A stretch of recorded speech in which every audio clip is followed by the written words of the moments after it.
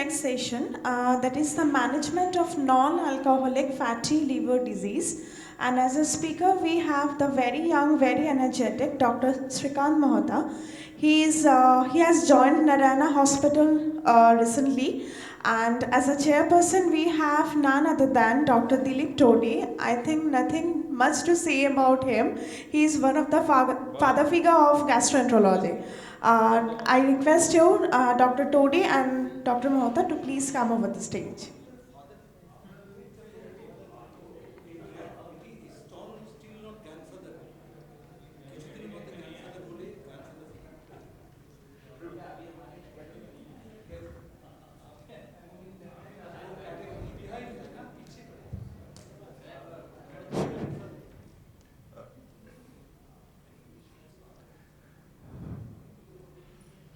Good afternoon, friends. We are going to discuss today liver disease, which is increasing in prevalence throughout the world. A part of it, or probably most of it, is because of fatty liver disease. If you look at the Western data, the prevalence in the West is more than 25%. I'm understating if I say 25%. If you look at the Indian data, it varies anywhere between 10 and 40% with an urban and rural divide. If you consider our population to be 100 crores, 10% of 100 crores is 10 crores. It's a huge population. Dr. Srikant Mohta, who has just joined us, he has been trained in All India Institute. He has done his MBBS, MD and DM from there. He is going to talk to us on the treatment which is available, and Dr. Maiti unfortunately could not come. He was supposed to talk on risk stratification. Because it is such a huge population, which population actually to screen and diagnose is an extremely important part. So Dr. Mehta is going to talk to us on fatty liver disease. Srikant. Thank you, sir. Thank you, Shah sir, and to the society for inviting me and giving me the chance to speak. Sir has already introduced the topic, so I'll be moving on with the treatment part. So, non-alcoholic fatty liver disease is divided into 4 stages for lack of a better word. So, the first stage, that is steatosis, is just isolated fatty liver. And we all know that it progresses when there is inflammation inside the liver to non-alcoholic steatohepatitis or NASH. This can further progress to cirrhosis, and this can lead to decompensation. This is the reason we gastroenterologists are worried about this disease. So a rough figure is 3% move on from one stage to the other per year. Although there are various differences in the data, a rough figure is 3% move from one stage to the other every year. Sir said the population prevalence is about 25%. Indian data varies from 25 to 30%. For this audience, it is important to know that in diabetics, you already must be aware, it is over 50%. So the population that you see is much more prone to have fatty liver. Data from West Bengal or our local data is there from rural areas with the prevalence. Sir, there is, because of the lifestyle and our dietary patterns, there is a divide, and the rural population has a much lower prevalence. Important to note, although it is predominantly a liver disease, it is more metabolic in nature than primarily liver, and that's why the common cause of death is cardiovascular rather than the liver decompensation itself. I would like to just introduce this word MAFLD, which may not be very popular as of now, but there is a consensus which is gradually growing to change the name of non-alcoholic fatty liver to metabolic associated fatty liver. And I think people in this audience would agree, because you see the metabolic diseases much more frequently than us. And fatty liver has a spectrum of metabolic diseases associated with it. So I may be using them interchangeably, although there is still no consensus to completely change, but there is a growing demand to change this word from NAFLD to MAFLD. This recent paper also updated the diagnostic criteria. I would like to bring your attention, even though the overweight category is quite easy to diagnose because we can clinically see them, and when they have steatosis on ultrasound, it is easy to say they have fatty liver. Those with diabetes, also it is easy to diagnose. The difficult population to diagnose is when they have deranged LFT, but they are lean. Even though this lean may differ in our country because of the BMI cutoffs, but this lean NAFLD constitutes about 8 to 10% of the fatty liver patients. So the new guideline says that apart from the regular metabolic syndrome criteria screening, we should advise a plasma fasting insulin and a plasma high sensitivity CRP. These are the new tests which have been recommended to diagnose lean NAFLD, and this should just be in our mind when we are trying to diagnose the patient. Coming to the management begins with risk stratification. I have put in very less because actually there was supposed to be a lecture before this. So just an overview of how to initially screen the patient when he comes to us. Like when we get the report, it is mostly on an incidental ultrasonography. Very frequently they have non-specific abdominal symptoms, or they routinely get an ultrasound for some other reason. Once established fatty liver is there on sonography, we check for metabolic syndrome with the usual criteria. We do a liver function test to see if transaminases are raised. Transaminases being raised makes them into non-alcoholic steatohepatitis. Then comes the main factor of the workup of the severity. This is the part of risk stratification we were going to discuss. So these are the risk factors which are high risk for progression to cirrhosis and liver disease. One important marker here is the FibroScan. FibroScan is quite popular these days, and we should be aware of the different cutoffs. So for fatty liver, the established cutoffs for fibrosis are above 8 to 9 is considered a decent amount of fibrosis, and above 13 is a definitely high risk fibrosis, that is almost cirrhosis. A second marker that I would like to draw your attention to is the APRI ratio, that is the AST platelet ratio index. It is a clinical tool which can be obtained simply by blood test of LFT and CBC, and it is a calculator which is very easy to calculate even on our mobile phones and even just by rough hand, because it is just a simple ratio, no logarithms are involved. And this is a very good predictor of fibrosis in the liver. If the patients are at high risk, very infrequently they may need liver biopsy, which is the last test, in case we are having transaminitis but the doubt is still persisting and we don't have a clear etiology of fatty liver. Once we have made the diagnosis and stratified them according to our risks, we need to manage these patients. The basic management is comprised only of lifestyle modification, but here we would like to discuss even the pharmacology and very infrequently, which is required, surgical interventions, which is coming up gradually. So the lifestyle approach, I am much more inferior to you in telling about the lifestyle, but still the guidelines I would like to talk. So a restriction of about 500 to 1000 kilocalories per day with a target of 7 to 10% weight loss is advised. Coffee has been shown to improve the fatty liver health, although the data is not very robust. Fructose containing, especially the juices, which is very popular in our patients, to give juices to patients to increase their health, but that is a very wrong practice for fatty liver.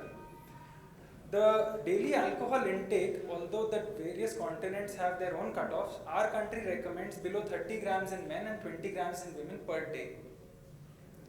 And a moderately severe physical exercise of about 150 minutes per week is recommended for non-alcoholic fatty liver disease.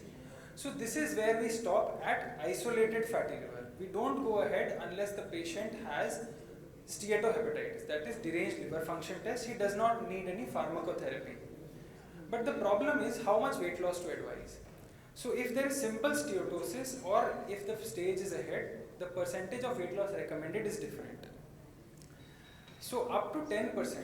But then how many can actually achieve this? So there was a study which tried to check how many people actually achieve the weight loss that is recommended. They found that in the isolated fatty liver, in the red box, up to 3 to 5% is okay. Patients can go for it, and 70% patients do end up landing up in our target zone. But as soon as we recommend more than that, only about 10% patients actually reach the target weight which we advise. And the more problematic thing is they are not able to sustain it. So we all face these problems. So what next to be done? So this is a new upcoming area, that is bariatric surgery in metabolically associated fatty liver. Bariatric surgery has been known to reverse even the established diabetes and hypertensives and get them off medications. And it has an anti-inflammatory role because of the change in the hormonal parameters. So for this, there are few studies. One of the Indian studies I'll quote here, which was done in 2020, which showed that in non-alcoholic fatty liver disease, post-bariatric surgery, there was improvement in the inflammation, the liver enzymes, as well as histological improvement. And histological improvement, for all practical purposes, is the gold standard for fatty liver trials. However, the problem with bariatric surgery and why it is still not recommended as part of the treatment is because there are no randomized controlled trials. It is just 1 or 2 observational studies which have compared the previous and pre and post data. Coming to the established pharmacotherapy. Established pharmacotherapy, vitamin E remains the cornerstone of therapy in non-alcoholic steatohepatitis. There are multiple studies as given on the left. The most landmark one being Piven's study, which came in NEJM a few years back, and that has established that vitamin E at a dose of 800 mg per day is the go-to choice for uncomplicated NASH. The questions that remained after this study were, was that vitamin E safe in diabetics? How long do we give vitamin E? And do we give it in established fibrosis? The study on the right, which is recent in 2018, gave us the answers to these questions. They compared vitamin E in patients with advanced fibrosis, that is bridging fibrosis on histology, that is cirrhosis to us. They found that vitamin E can be safely given for a period of 2 years or more. This study gave it for 2 years. The dose was same as the Piven study, that is 800 mg per day. And they found that even in those with fibrosis, they had a lower decompensation as well as a higher transplant-free survival. That is a very good marker for those with cirrhosis. The second drug that was previously used but now has gone out of favor was pioglitazone. However, pioglitazone, there are multiple studies and has shown to improve both fibrosis as well as the steatohepatitis component. But why it has gone off favor, I'll be coming into the next few slides. The problems with the current standard of care, as we have already seen, the weight loss is effective, but it is hard to achieve and even harder to sustain. And especially the weight loss that is required is not achieved by most patients. The pharmacotherapy, the trials were only for biopsy-proven NASH, while most patients now do not get a biopsy done. So should we give it to them or not? Although we are using it, the guidelines cannot recommend because the trials are for biopsy-proven. As well as there have been rare cases of malignancy reported with both vitamin E and pioglitazone. So is it safe to use or do we need better medications?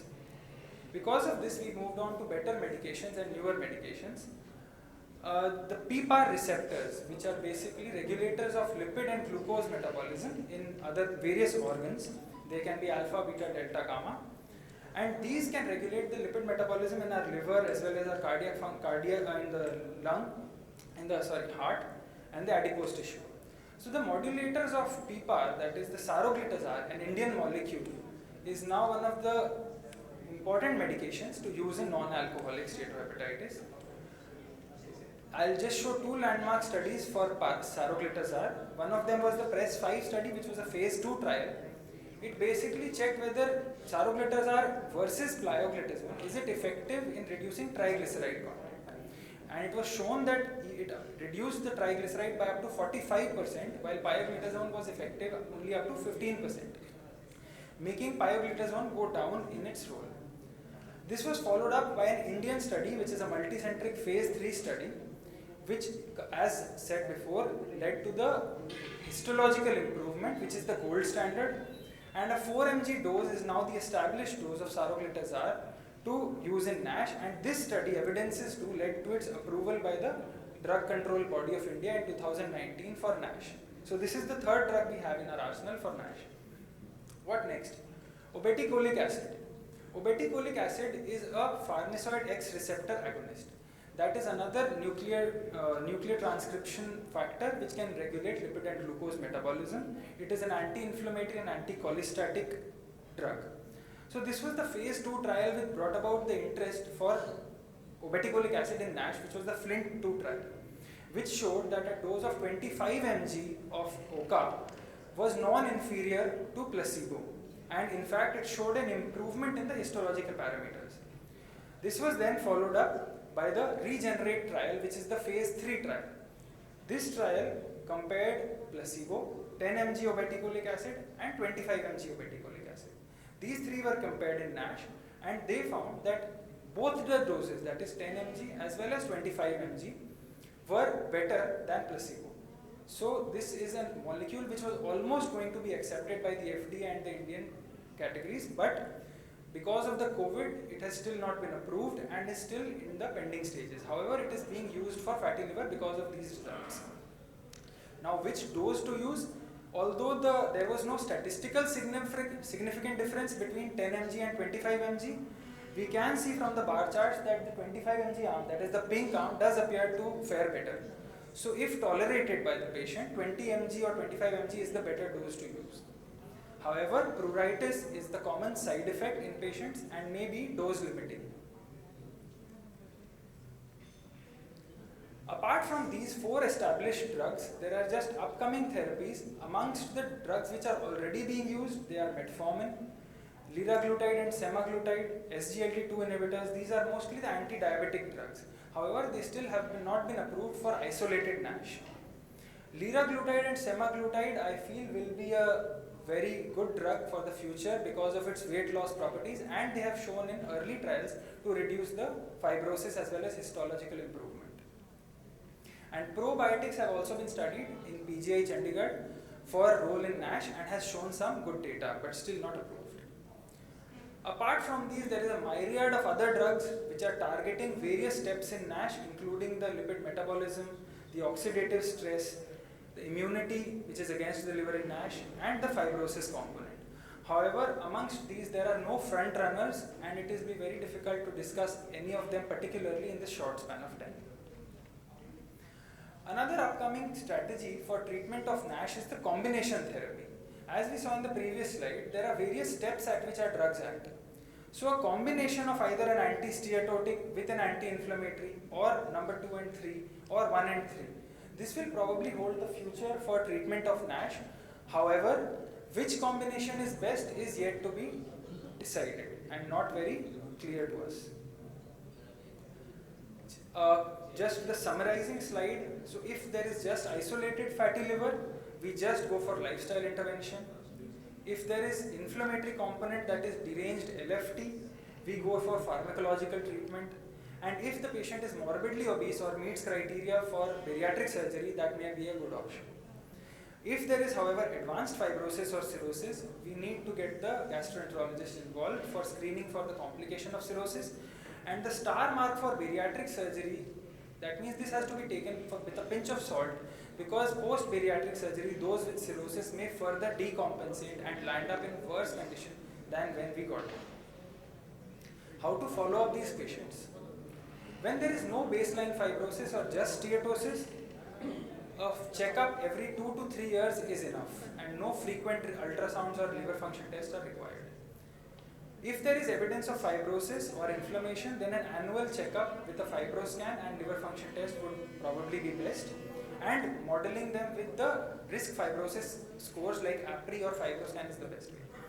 And if there is evidence of fibrosis, if there is evidence of cirrhosis, then probably we need to monitor them 6 monthly, especially to screen them for the malignancy in the liver. Just to finally summarize, risk stratification is important, and to decide how frequently to follow up. The cornerstone still remains vitamin E. Pioglitazone was an important drug before, but has been now replaced by saroglitazar because of its lipid lowering actions. Obeticholic acid is likely to get approval, especially because of its significant improvement in fibrosis. And the combination therapies as well as the emerging drugs will probably get some role, but they need more data to firmly come into the guidelines and come into practice. Thank you for your patient listening. Thank you, Srikant, for an excellent deliberation. Any questions?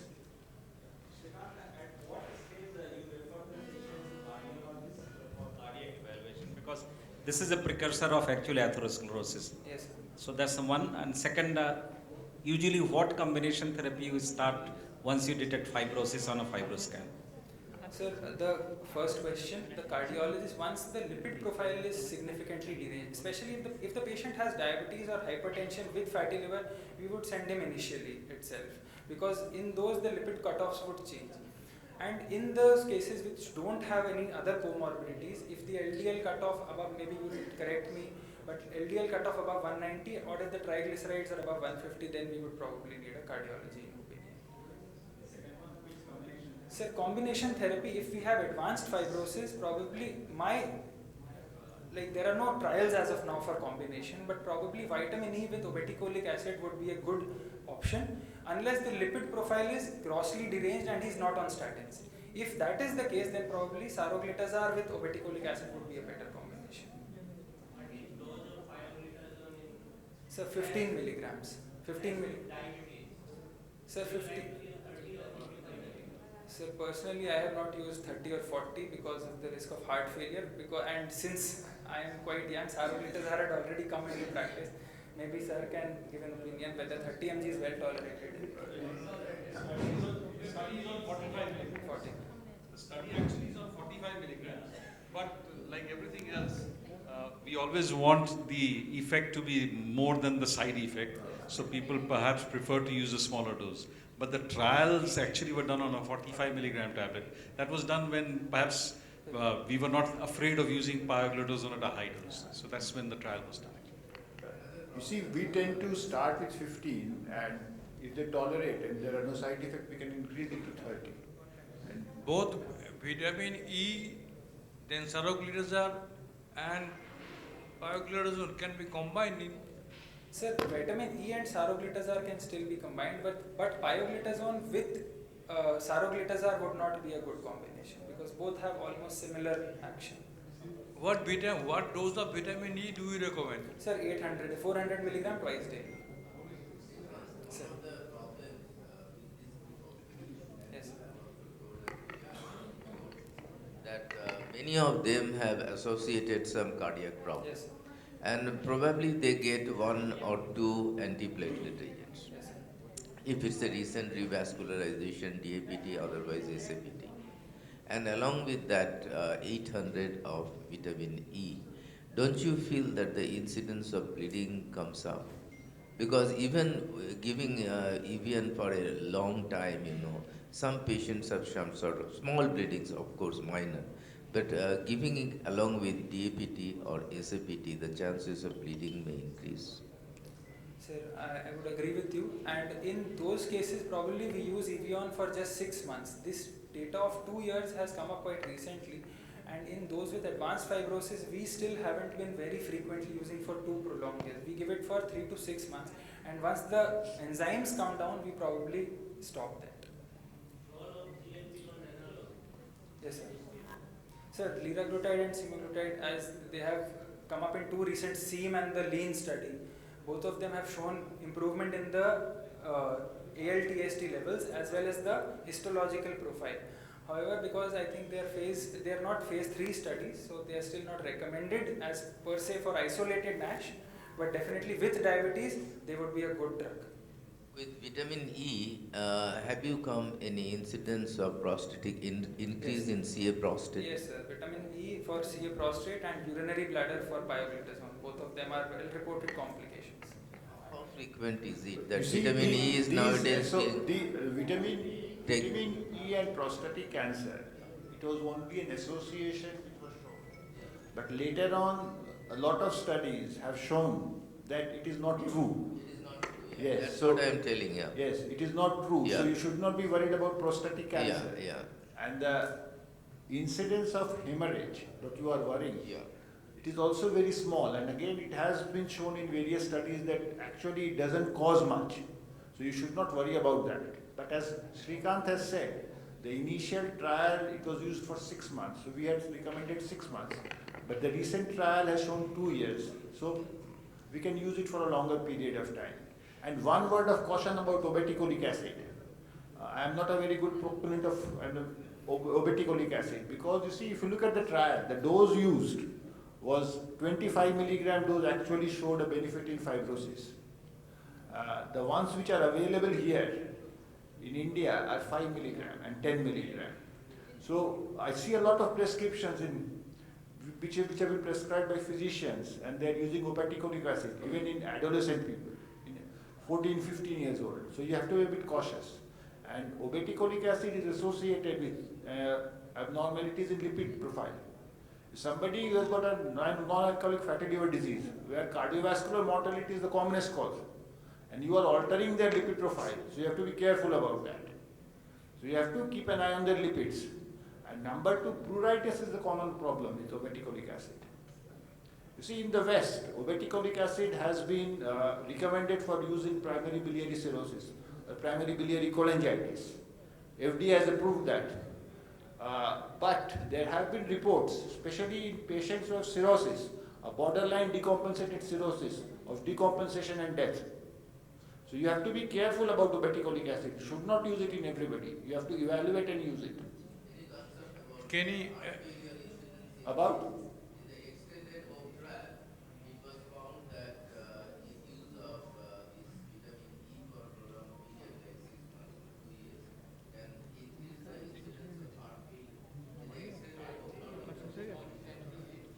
I'm not aware. You might be, cardiovascular. But can ursodeoxycholic acid be a substitute for obeticholic acid? no, you see, this is another thing.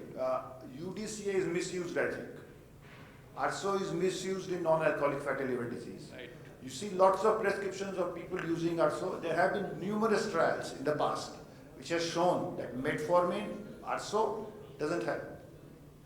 So physiologically or whatever, you might interpret that metformin might be useful, but clinical trials have not shown it. Similarly with Arso, there have been lots of trials. There is only one trial I remember in which a very large dose of Arso was used, a European trial, in which it has shown to be of some benefit. But Arso has no role. At least it has not been shown in any clinical trial.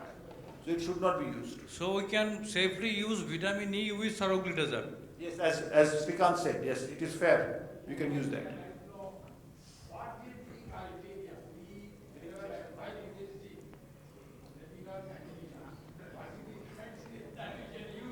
Either saroglitazone or vitamin E or anything else. And another question is, the patient having fatty liver, USG, but there is little bit of fluid in the abdomen. Should I use saroglitazone? Or Sir. shouldn't? How? So the first question for criteria for use, criteria would be that he should fall into NASH rather than just fatty liver. There should be some derangement in the liver function test as well as just opposed to simply fatty liver on the ultrasound. Sir, the AST and the ALT, the transaminitis, it should, SGOT, SGPT should be more than 40. Then only we go for pharmacotherapy. Otherwise, you prefer just lifestyle therapy. I think we are running over time. So thank you very much. Thank you, Srikant, for an excellent deliberation. We'll finish now. Thank you. Thank you, sir.